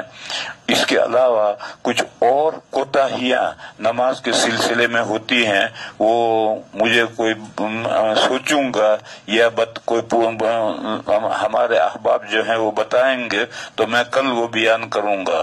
آج تو میں اسی پر موقوف رکھتا ہوں۔ آج میں نے کیا بیان کیا کہ متقی یعنی درمیانی قسم کے مسلمان کون ہیں؟ جو اللہ پر ایمان رکھتے ہیں۔ یہ توحید کا مسئلہ ہوا، لیکن اللہ پر ایمان رکھتے ہیں اس مسئلے کو عام کر کے بیان کیا، الذین یؤمنون بالغیب، جو بن دیکھی تمام چیزوں کے یعنی آخرت اور آخرت کی تمام چیزوں کو مانتے ہیں۔ اور غیب کہتے ہیں اس کو جو حواس سے جن کو عقل نہیں سمجھتی، بلکہ مخبر صادق کے خبر دینے سے عقل اس کو سمجھتی ہے۔ اور اس کے بعد نماز کا اہتمام کرتے ہیں۔ نماز صرف پڑھتے نہیں ہیں، نماز بہت سیدھی کرتے ہیں، بالکل جیسے تیر کی لکڑی سیدھی، ایسی سیدھی کر کے نماز پڑھتے ہیں۔ اس کے لیے 2000 حدیثیں ہیں، جن میں ایک فرقہ ہے، وہ فرقہ اپنے آپ کو اہل قرآن کہتا ہے۔ وہ کہتا ہے کہ قرآن میں سب کچھ ہے، ہم قرآن ہی کو مانتے ہیں، قرآن سے نیچے آگے نہ حدیث کو مانتے ہیں نہ سنت کو مانتے ہیں۔ وہ باولے ہیں۔ اور فتاوی رحیمیہ میں کی پہلی جلد میں لکھا ہے کہ یہ فرقہ اہل قرآن ہے، مسلمان ہی نہیں ہے، یہ کافر ہے۔ کیونکہ اب ایسی ایک آیت نہیں، سینکڑوں آیتیں ہیں کہ اس کی تفسیر قرآن میں نہیں ہے۔ یقیمون الصلاۃ کا نماز کا تذکرہ قرآن میں 81 جگہ پر ہے، لیکن نماز کی کیا حقیقت ہے، کیا صورت ہے، کیا حیت ہے، اس کے فرائض کیا ہیں، واجبات کیا ہیں، سنت کیا ہیں، مستحبات کیا ہیں، نواقض کیا ہیں، مکروہات کیا ہیں، نماز میں نہیں ہے۔ اور نماز کو سیدھا کرنے کے لیے اور اہتمام کرنے کے لیے نماز مسجدیں ضروری ہے، اور جماعت ضروری ہے، امام ضروری ہے، مؤذن ضروری ہے، صفیں باندھنے ضروری ہیں، صفیں اس طرح سے سیدھی کی جائیں۔ یہ سب مسائل حدیثوں میں ہیں۔ اگر حدیث حجت نہیں ہے تو پھر تم قرآن سے یقیمون الصلاۃ پر عمل کر ہی نہیں سکتے۔ اس لیے یہ جو فرقہ ہے جو اپنے آپ کو اہل قرآن کہتا ہے، یہ تو اللہ جانے فتاوی رحیمیہ میں تو لکھا کہ مسلمان ہی نہیں ہے۔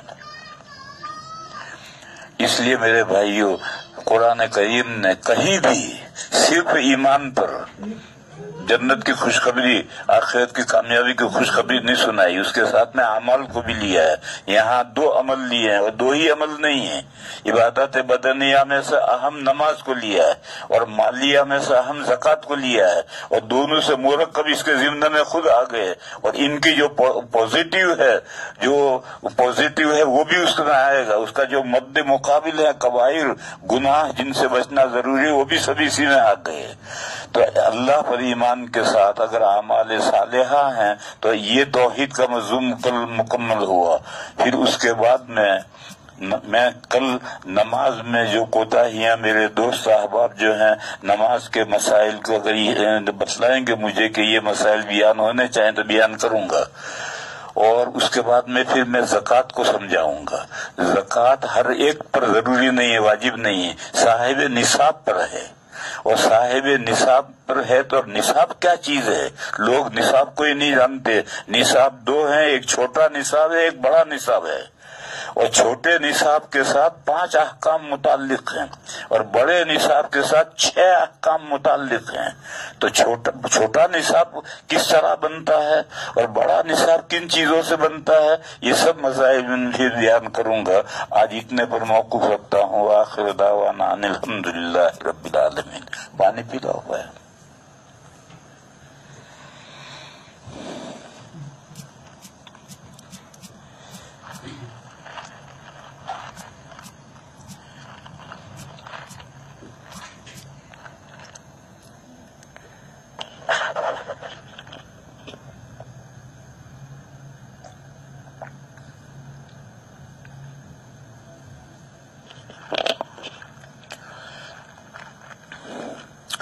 اب سوال و جواب کا شروع ہوتا ہے۔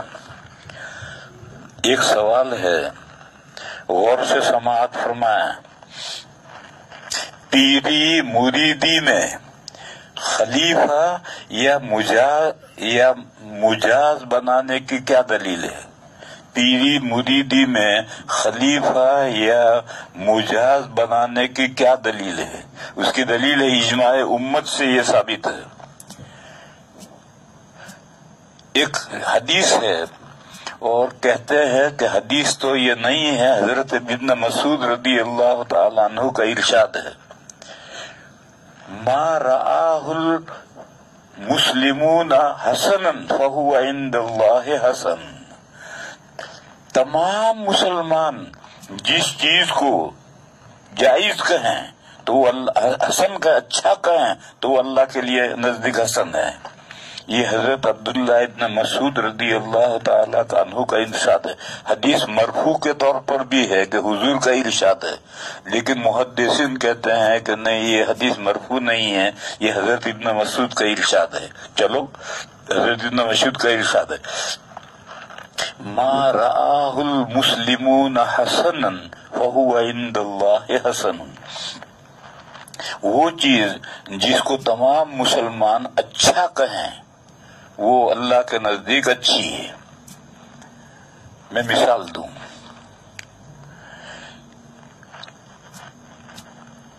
دیکھو نماز اللہ کی عبادت ہے، اور عبادت کا مغز ہے دعا۔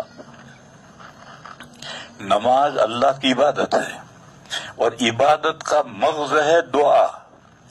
ترمذی شریف کی حدیث ہے، الدعاء مخ العبادہ۔ بس نماز میں اگر دعا ہے تو مغز ہے، اور اگر نماز میں دعا نہیں ہے تو بے گری کی مونگ پھلی ہے، دیکھنے میں مونگ پھلی ہے، دبائے تو اندر پچ دے کر کچھ بھی نہیں ہے۔ تو اگر نماز میں دعا نہیں ہے تو وہ تو بے گری کی مونگ پھلی ہے۔ نماز عبادت ہے، اس میں دعا چاہیے، اور دعا کا محل ہے قاعدہ اخیرہ۔ جب آپ قاعدہ اخیرہ کریں تو تحیات پڑھیں، درود شریف پڑھیں، پھر دعا کریں۔ یہ ہم نے ایک دعا اللہم انی ظلمت نفسی یاد کر لی ہے، یہی دعا نہیں۔ آپ دنیا آخرت کی کوئی دعا مانگنی ہو مانگیں، مگر عربی میں ہونی چاہیے۔ عربی کے علاوہ دوسری زبان اگر نماز میں استعمال کرو گے تو نماز فاسد ہو جائے گی۔ اب دعا کرو، اور یہی قاعدہ اخیرہ ہی نہیں، اس کے علاوہ بھی نفلوں میں سجدے میں دعا کرو، نفلوں میں تہجد میں سجدے میں دعا کرو، لمبی دعا کرو۔ وتروں کے اندر تیسری رکعت میں قرات کرنے کے بعد، سورت پڑھنے کے بعد تکبیر تحریمہ کہہ کر کے اس کو تیسری رکعت کو الگ کر دو، اور گویا چوتھی رکعت شروع ہوئی۔ اب اس چوتھی رکعت میں قنوت پڑھو، قنوت کے معنی دعا کہیں، پڑھو جتنی پڑھنے ہو پڑھو۔ ایک مرتبہ میں لندن سے چلا،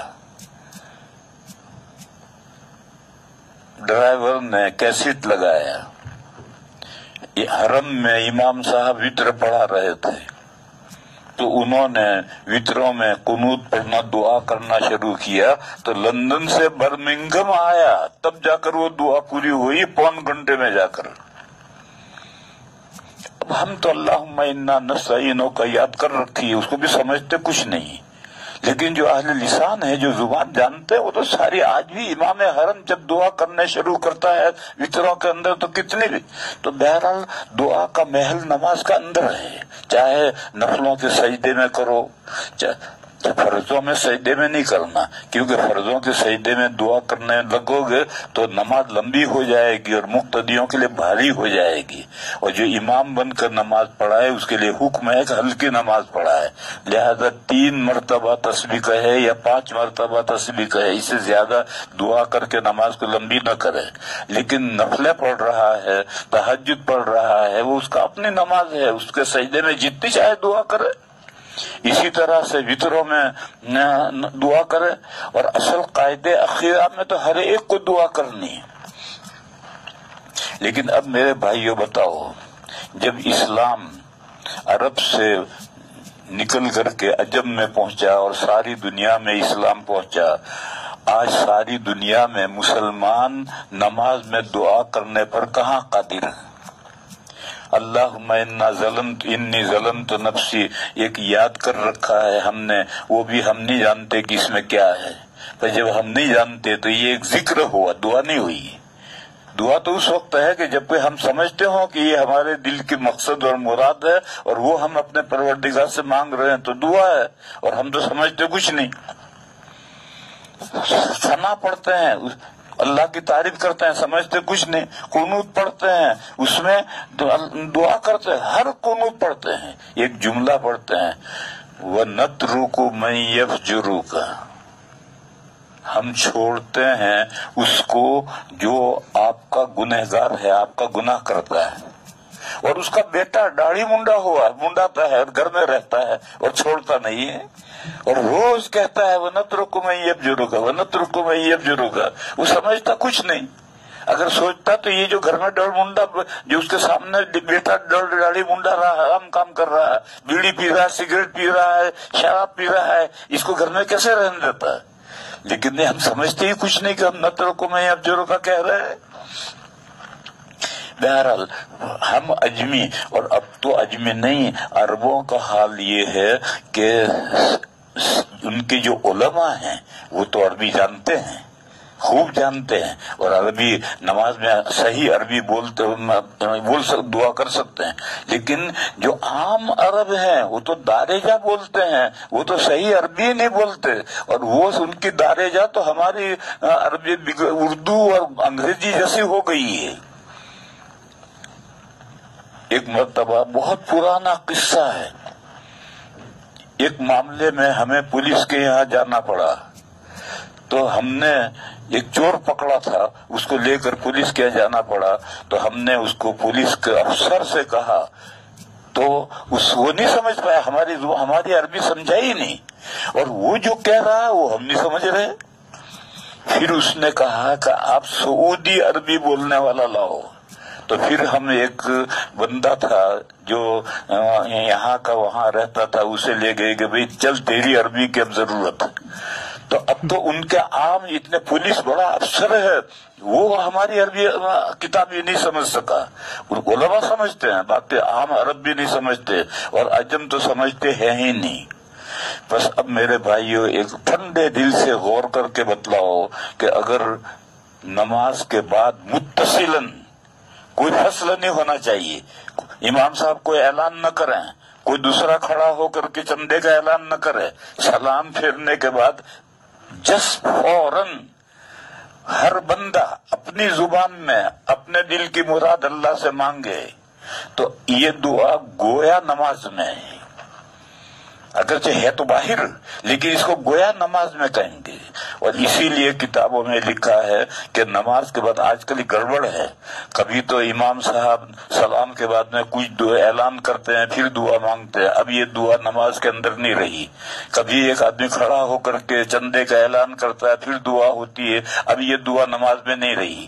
نماز کے بعد سلام کے بعد فوراً متصلاً کوئی فصل نہیں ہونا چاہیے، اور پھر اس کے بعد دعا کرو. اور دعا ہر بندہ اپنے دل کی مراد اپنی بھاشا میں اپنی لینگویج میں اللہ سے مانگے. امام صاحب زور سے چہل ربنا پڑھے، یہ دعا نہیں، یہ تو ذکر ہے. وہ امام صاحب بھی نہیں سمجھتے کہ میں کیا ربنا پڑھ رہا ہوں. یہ بھی ایک رسم ہے دعا کی، وہ رسم نہیں. سلام کے بعد میں متصلاً ہر بندہ اپنے دل کی مراد اپنی زبان کے اندر مانگے، تو یہ دعا جو بعد میں نماز کے باہر ہے یہ گویا اندر ہے.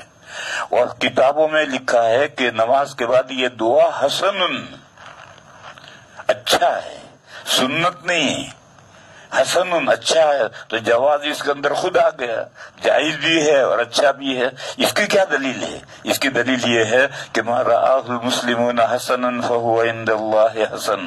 ساری دنیا کے مسلمان اس کو اچھا سمجھتے ہیں، بس یہ اللہ کے نزدیک اچھا ہے. اسی کا اجماع، اس کا نام اجماع امت ہے. اجماع امت سے یہ ثابت ہے. بہرحال میں نے یہ ایک مثال پیش کی، ایسی بہت مثالیں ہیں کہ جو ما رآہ المسلمون حسنا فهو عند اللہ حسن کے تحت میں آتی ہیں، اور اس کا ذکر قرآن کریم میں ہے۔ سورہ نساء میں یہ آیت گزری، وَمَن يُشَاقِقِ الرَّسُولَ مِن بَعْدِ مَا تَبَيَّنَ لَهُ الْهُدَى وَيَتَّبِعْ غَيْرَ سَبِيلِ الْمُؤْمِنِينَ نُوَلِّهِ مَا تَوَلَّى وَنُصْلِهِ جَهَنَّمَ وَسَاءَتْ مَصِيرًا۔ مومنین کے راستوں کے اگینسٹ خلاف چلتا ہے، تو مسلمانوں کے راستوں کے اگینسٹ چلتا ہے، خلاف چلتا ہے، تو اللہ نے فرمایا کہ وہ جدھر جا رہا ہے ہم اس کو جانے دیں گے، نُوَلِّهِ مَا تَوَلَّى، اور کہاں جائے گا؟ آئے گا تو ہمارے پاس، ہم اس کو جہنم میں ٹھونسیں گے۔ اسی سے مستدرک حاکم میں حدیث ہے کہ لا تجتمع امتی علی ضلالۃ، میری امت گمراہی پر متفق نہیں ہوگی۔ یہاں رک کر کے رکو، امت میں اب 73 فرقے ہو گئے ہیں۔ اس 73 فرقوں کا اتفاق مراد نہیں ہے، 73 فرقوں کا تو کسی مسئلے میں اختلاف نہیں ہوگا۔ ان میں سے جو اہل حق ہیں، اہل السنہ والجماعہ ہیں، جو ائمہ اربعہ کا 4 ائمہ کا فالو کرتے ہیں، وہ کسی مسئلے پر متفق ہیں تو یہ اجماع ہے۔ یہ بات ذہن میں رکھ لو، پوری امت کے 73 فرقوں کا متفق ہونا ضروری نہیں ہے، بلکہ اس امت میں جو صحیح ہیں یعنی اہل السنہ والجماعہ ہیں، اور اہل السنہ والجماعہ 4 ائمہ کے فالوورز ہی ہیں۔ حضرت تھانوی قدس سرہ نے دروس سے 100 دروس کے درس نمبر سبق نمبر 95 میں اس کی صراحت کی ہے کہ اہل السنہ والجماعہ جو ہے یہی اہل حق ہے۔ یہ 4 ائمہ کے ماننے والے کسی مسئلے پر متفق ہوں تو یہ اجماع امت ہے۔ اگر کوئی گمراہ فرقہ اختلاف کرے تو گمراہ فرقے کا اختلاف معتبر نہیں ہے۔ دیکھو میں مثال دوں، اجماعی مسئلہ ہے کہ مسلمان کے لیے 4 بیویاں ایک وقت میں جمع کرنا جائز ہے، 5 جمع نہیں کر سکتا۔ ایک فرقہ ہے غیر مقلدین کا، وہ کہتا ہے کہ نہیں، جتنی چاہو بیویاں کر سکتے ہو، حدیث میں ہے کہ حضور کے نکاح میں 9 بیویاں تھی، تو حدیث پر عمل کرو، 9 بیویاں ہم بھی کر سکتے ہیں۔ ایک کتاب ہے عرف الجادی، عرف کے معنی خوشبو، الجادی کے معنی زعفران، عرف الجادی زعفران کی خوشبو۔ نواب صدیق حسن خان بڑے عالم گزرے ہیں غیر مقلدین کے، ان کے صاحبزادے ہیں، لڑکے ہیں نواب نور الحسن خان، ان کی کتاب ہے عرف الجادی۔ اس کتاب میں انہوں نے یہ مسئلہ لکھا ہے کہ 4 بیویوں میں حصر نہیں ہے، جتنی چاہو بیویاں کر سکتے ہو۔ وہاں پھر انہوں نے کہا کہ بھئی مسلمانوں میں تو اجماع سے ثابت ہے کہ 4 بیویاں ہیں، تو انہوں نے کہا کہاں اجماع ہے، ہمارا اختلاف ہے۔ یہ لکھا ہے جملہ کہ اجماع کہاں ہے، ہمارا اختلاف ہے۔ تو یہ اس لیے میں کہہ رہا ہوں کہ یہ جو گمراہ فرقے ہیں ان کے اختلاف جو ہے اجماع کو متاثر نہیں کرتا ہے۔ اجماع جو ہے ائمہ اربعہ کے متبعین کا اجماع۔ اور دیکھو یہاں ایک بات اور بھی سنو، اگر سعودیہ والے حنبلی ہیں، لیکن وہاں کہتے تو ہیں کہ ہم حنبلی ہیں لیکن ہیں غیر مقلد۔ بس اگر سعودیہ میں کوئی لوگ اس میری بات کا انکار کریں تو وہ کہ یہ تو حنبلی ہے اور انکار کر، وہ حنبلی نہیں ہو تو غیر مقلد ہیں۔ بہرحال 4 ائمہ کے ماننے والے متفق ہیں کہ نماز کے بعد متصلاً دعا کرنا اپنی زبان میں ہی حسن ہے، اچھا ہے۔ اور اس کی دلیل کیا ہے؟ اس کی دلیل یہی 4 ائمہ کے علماء کا اجماع، یعنی اجماع امت یہی دلیل ہے۔ بس اسی طریقے پر جب میرے بھائیوں بیعت ثابت ہے، مردوں کی بھی بیعت ثابت ہے، عورتوں کی بھی بیعت ثابت ہے، اور اس پورے 1400 سال میں کسی نے عورتوں کو تو اجازت نہیں دی ارشاد کی، کیونکہ عورتوں کو نبوت نہیں ملی، اللہ نے دی، کیونکہ نبوت عورت ہونے کی حالت میں عورت کے تقاضے پورے کرتے ہوئے نبوت کی ذمہ داریاں پوری نہیں کر سکتی، تو اگر اس کو عورت کو اگر خلیفہ بنایا جائے گا تو وہ عورت ہوتی ہوئی وہ خلافت کی ذمہ داریاں پوری نہیں کر سکتی۔ لہذا ماضی سے 1400 سال سے مردوں کو اجازت دینے کا طریقہ چلا آ رہا ہے، اور پہلے لفظ آتا تھا مسترشد، دینی رہنمائی حاصل کرنے والا، یہ لفظ آتا تھا، اور پھر وہ مسترشد جو ہے وہ آگے مرشد بنتا تھا، آگے رہنمائی کرتا تھا۔ بعد میں لفظ بنا، جیسے قرآن کریم میں، پورے قرآن کریم میں کہیں تصوف کا لفظ نہیں آیا، جگہ جگہ احسان، محسنین، یہی لفظ آیا ہے۔ حدیثوں میں ایک دوسرا لفظ زہد اور زہادہ بھی آیا ہے، تصوف کا لفظ حدیث میں بھی نہیں آیا۔ لیکن بعد میں جب ساری دنیا ٹیلی کاٹ کے کپڑے پہننے لگی اور یہ بزرگ جو ہیں یہ اون کے کپڑے پہنتے رہے، تو خادی بھنڈار کے کپڑے پہنتے رہے، تو ان کا نام صوفی اور تصوف بن گیا۔ تو اب یہ زمانے کے اعتبار سے اصطلاحیں بدلتی ہیں، ورنہ یہ جو احسان، محسنین، زاہد، زہادہ، صوفی، تصوف، یہ سب ایک ہی حقیقت کی مختلف تعبیریں ہیں۔ اسی طریقے سے میرے بھائیو یہ بات سمجھنی چاہیے کہ یہ زمانے کے اعتبار سے تعبیریں بدلی۔ پہلے مسترشد، جب تک مرید ہے، پیر سے رہنمائی، دینی رہنمائی حاصل کر رہا ہے تو وہ ہے مسترشد۔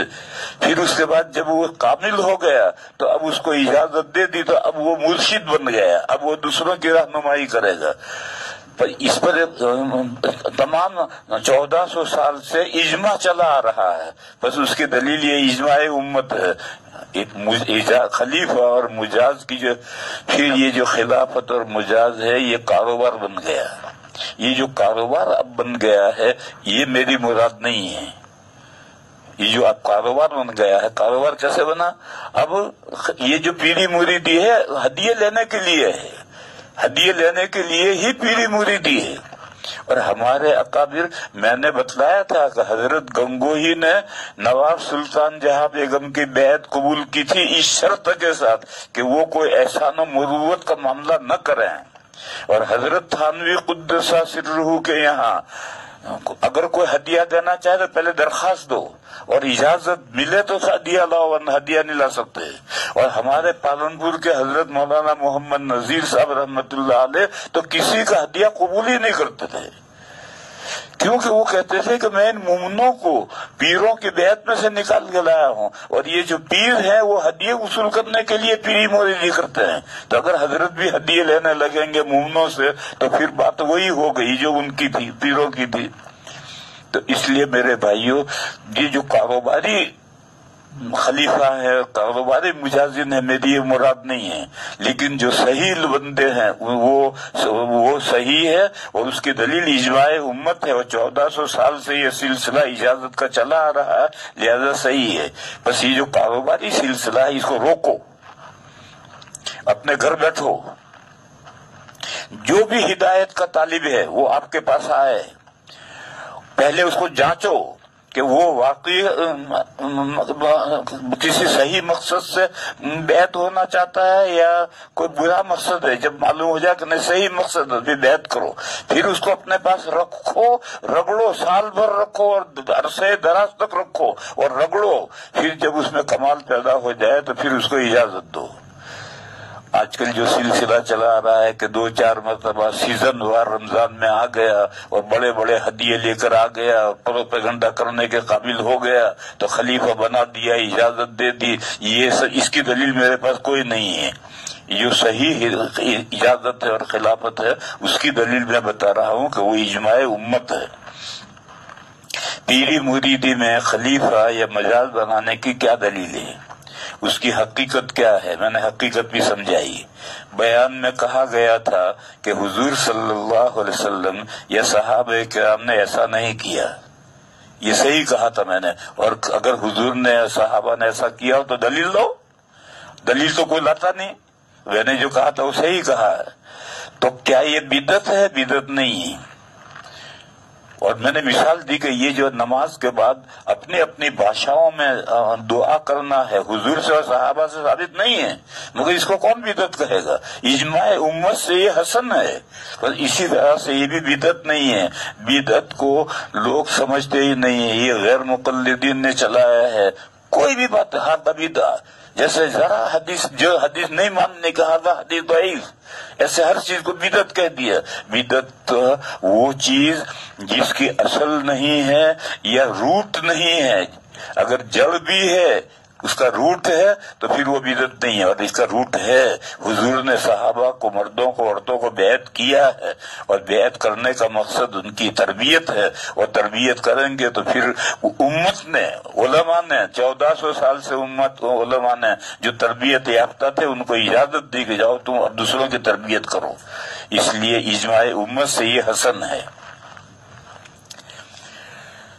آپ نے فرمایا تھا کہ یہ بڑا گہرا سوال ہے، ذرا سنو۔ آپ نے فرمایا تھا کہ صوت عورت یعنی عورت کی آواز، صوت عورت کا سطر ہونا یہ معاشرے کے لیے ہے، صلاۃ کے لیے نہیں۔ یہ بات میں نے جو کہی تھی، مجھ سے حوالہ پوچھو۔ حضرت مفتی شفیع صاحب قدس سرہ کا، یہ ہمارے حلقے کے بہت بڑے مفتی ہیں، اب نہیں ہیں، ان کے صاحبزادے مفتی تقی صاحب موجود ہیں۔ تو حضرت مفتی شفیع صاحب کا اس موضوع پر ایک مستقل فتویٰ ہے یا رسالہ ہے، اس میں حضرت نے یہ مسئلہ بیان کیا ہے کہ اگر عورت نے امام صاحب کو لقمہ دے دیا منہ سے اور امام صاحب نے وہ لقمہ لے لیا تو نماز فاسد نہیں ہوگی۔ اور یہ جو فقہ میں ہے کہ صوت المرأۃ عورت، یہ معاشرتی مسئلہ ہے کہ عورت اجنبیوں کو اپنی آواز نہ سنائے۔ یہ مفتی شفیع صاحب نے یہ فتویٰ لکھا ہے، میں نے اپنی طرف سے نہیں کہا، یہ بات مفتی صاحب نے بیان کی۔ بہرحال یہ معاشرے کے لیے، صلاۃ کے لیے نہیں۔ بس عورت نماز میں لقمہ دے سکتی ہے نہیں، عورت نماز میں لقمہ دے گی اور مرد امام صاحب لقمہ لے لیں گے تو نماز فاسد نہیں ہوگی۔ دے سکتی ہے نہیں، دے سکتی مطلب دینا شروع کر دے، جیسے پیچھے مقتدی مرد لقمہ دیتے ہیں عورت بھی لقمہ دینے لگے، نہیں۔ اگر عورت نے لقمہ دیا، مثلا امام ہے حافظ ہے اور عورت بھی حافظ ہے اور وہ مقتدی ہے اور تیسرا کوئی ہے ہی نہیں، اور امام کو حسرہ ہو گیا، وہ رک گیا، غلطی ہو گئی اور عورت نے لقمہ دیا اور اس نے لے لیا تو نماز فاسد نہیں ہوگی۔ یہ میں نے مسئلہ بیان کیا تھا۔ بس عورت نماز میں لقمہ دے سکتی ہے، یہ تعبیر غلط ہے، لقمہ دے سکتی ہے نہیں۔ اگر لقمہ دیا اور مرد نے، امام نے لقمہ لے لیا تو نماز فاسد نہیں ہوگی۔ حالانکہ مسند احمد کی صحیح روایت ہے، پھر ایک حدیث لایا، وہ حدیث یہ ہے کہ اگر امام سے بھول ہو اور امام کو تنبیہ کرنی ہے تو مرد تو کہیں سبحان اللہ، اور پیچھے عورتیں ہوں تو وہ سبحان اللہ نہ کہیں، وہ چٹکی بجائیں، بائیں ہاتھ کی ہتھیلی پر دائیں ہاتھ کی 2 انگلیاں ماریں، منہ سے سبحان اللہ نہ کہیں۔ یہ حدیث لا رہا ہے کہ اس حدیث سے تعارض ہے، اس حدیث سے کوئی تعارض نہیں ہے، یہ تو وہی معاشرتی مسئلہ ہے۔ جب نماز میں مرد بھی کھڑے ہیں، پیچھے عورتیں بھی کھڑی ہیں، اگر جب عورت کہے گی سبحان اللہ تو مرد سنیں گے، تو اب یہ معاشرتی مسئلہ بن گیا ہے، لہذا اب عورت کو سبحان اللہ نہیں کہنا۔ ایک بات۔ دوسرا بات، یہ جو مسئلہ ہے اس میں امام مالک کا اختلاف ہے، پیچھے امام سے غلطی ہو گئی، پیچھے مرد بھی ہیں عورتیں بھی ہیں، تو امام صاحب کو غلطی پر کیسے تنبیہ کریں؟ تو 3 ائمہ تو یہ کہتے ہیں کہ مرد کہیں سبحان اللہ اور عورت تصفیق کرے، یعنی بائیں ہاتھ کی ہتھیلی پر دائیں ہاتھ کی 2 انگلیاں مارے۔ امام مالک کہتے ہیں کہ نہیں، مرد بھی سبحان اللہ کہے، عورت بھی سبحان اللہ کہے، اور وہ کہتے ہیں کہ یہ جو حدیث میں آیا ہے کہ تسبیح للرجال و تصفیق للنساء، مردوں کے لیے سبحان اللہ ہے اور عورتوں کے لیے تالی ہے، یعنی تالی بجانا عورتوں کا کام ہے۔ ایک مرتبہ حضور دیر سے آئے تھے تو لوگوں نے، حضرت ابو بکر نماز پڑھانے کے لیے کھڑے ہوئے تھے تو لوگوں نے تصفیق کی تھی، تالی بجائی تھی تاکہ ابو بکر کو محسوس ہو۔ تو اس نماز کے بعد حضور نے فرمایا کہ تسبیح الرجال و تسبیح النساء، اور مردوں کے لیے سبحان اللہ ہے اور تالی بجانا عورتوں کے لیے ہے، یعنی تم نے جو یہ تالیاں بجائی، کیوں تالی بجائی؟ یہ تو عورتوں کا کام ہے۔ اس لیے امام مالک علیہ الرحمہ فرماتے ہیں کہ نماز میں اگر غلطی ہو تو مرد مقتدی بھی سبحان اللہ کہیں گے، عورتیں بھی سبحان اللہ کہیں گے۔ معلوم ہوا کہ عورت کے آواز نکلنے سے اگر نماز فاسد ہو جاتی ہے تو امام مالک سے پوچھو کیسے نماز فاسد ہو گئی، اور کیسے انہوں نے کہا کہ عورتیں بھی سبحان اللہ کہیں گے۔ بہرحال یہ جو ابو داؤد کی حدیث سے اعتراض کر رہا ہے وہ سمجھا کچھ نہیں ہے، یہ تو خود معاشرتی مسئلہ بن گیا۔ جہاں مرد بھی مقتدی ہیں اور عورت بھی مقتدی ہے، وہاں اگر وہ کہے گا سبحان اللہ کہے گی تو مرد سنیں گے، پیچھے سے آواز آئے گی تو بھی مرد سنیں گے، تو معاشرتی مسئلہ بن گیا۔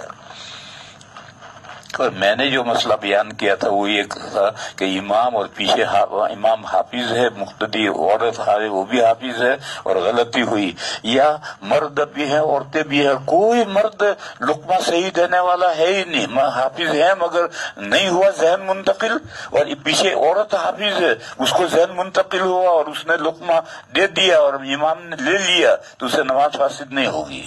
بہرحال معاشرتی مسئلے میں اور عورت کو سبحان اللہ نہیں کہنا چاہیے، تسبیح کرنی چاہیے، ان دو مسئلوں میں کوئی تعارض نہیں ہے۔ اس کے بعد ہے کیا ٹی وی میں جاندار کے فوٹو کے ساتھ اسلامی پروگرام کرنا جائز ہے؟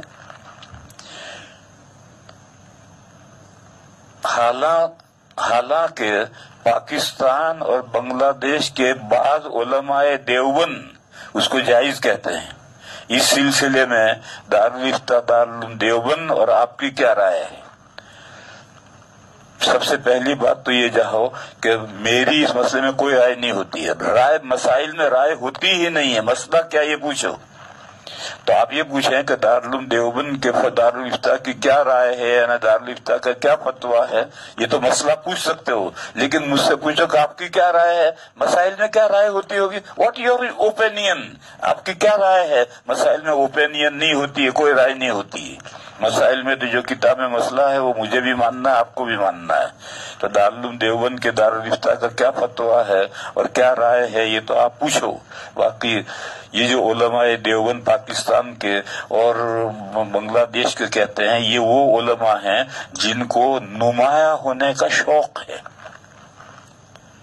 کچھ علماء ہیں وہ دیوبندی لیکن ان کو نمایاں ہونے کا شوق ہے، اپنے آپ کو سب کے سامنے لانے کا شوق ہے، وہ ٹی وی پر آنے کے لیے انہوں نے اس کو سہارا بنایا ہے۔ اور ہمارے پاکستان میں ایک بڑے عالم ہیں اور وہ دارالعلوم دیوبند میں بھی انہوں نے مدرسی کی ہے، اب کراچی کی سب سے بڑی مسجد طوبہ مسجد کے امام ہیں، اور کراچی میں مدرسہ مندوری ٹاؤن میں ترمذی شریف پڑھاتے ہیں۔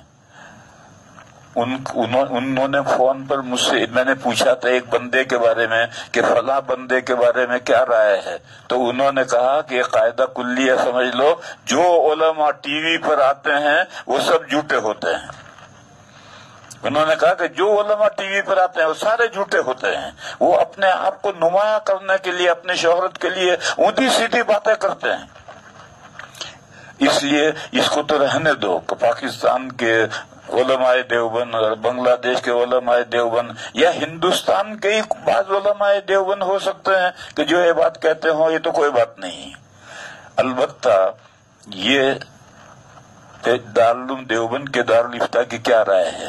دارالعلوم دیوبند کے دارالفتہ کی رائے یہ ہے کہ ڈیجیٹل کیمرے کا فوٹو بھی حرام ہے۔ یہ جو کیمروں میں یہ جو موبائل میں فوٹو کیمرے لگے ہوئے ہیں، یہ جو موبائل میں کیمرے لگے ہوئے ہیں اس کے اندر ایک چپ ہے، وہ ڈیجیٹل کہلاتی ہے، وہ دماغ کہلاتا ہے اس کے اندر فوٹو آتا ہے، ذرات کی شکل میں جمع ہوتا ہے، پھر وہ اس کے بعد میں جب اس کو ڈسپلے کرتے ہیں تو فوٹو بند کر کے اسکرین پر آتا ہے۔ یہ جو موبائل میں ڈیجیٹل کا فوٹو ہے तमाम उलमाए देवबंद भी और देवबंद के अलावा दूसरे तमाम जो दारुल इफ्ता हैं सब कहते हैं कि ये हराम है। फिर वही जो जर्रात है वो जर्रात तस्वीर बनकर के टीवी पर आते हैं या मोबाइल पर नमूदार होते हैं, वो जर्रात नमूदार होते हैं।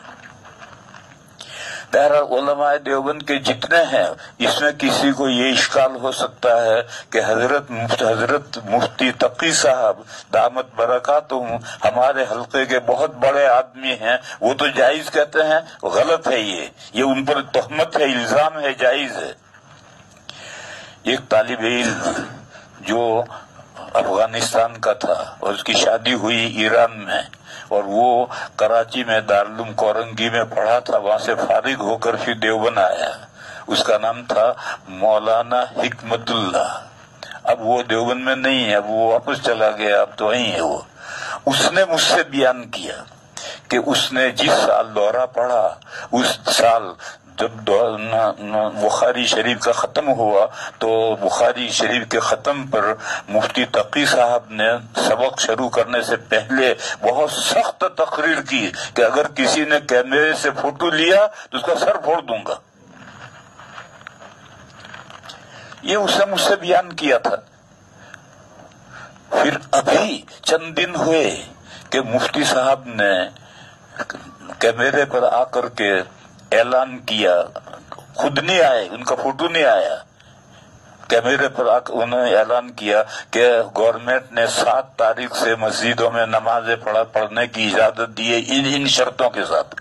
जब वो तकरीर कर रहे थे तो किसी ने मोबाइल से फोटो लिया तो एकदम रुक गए और सख्त डांटा और बुला करके अपने सामने, जब तक उसने डिलीट नहीं किया आगे तकरीर नहीं की।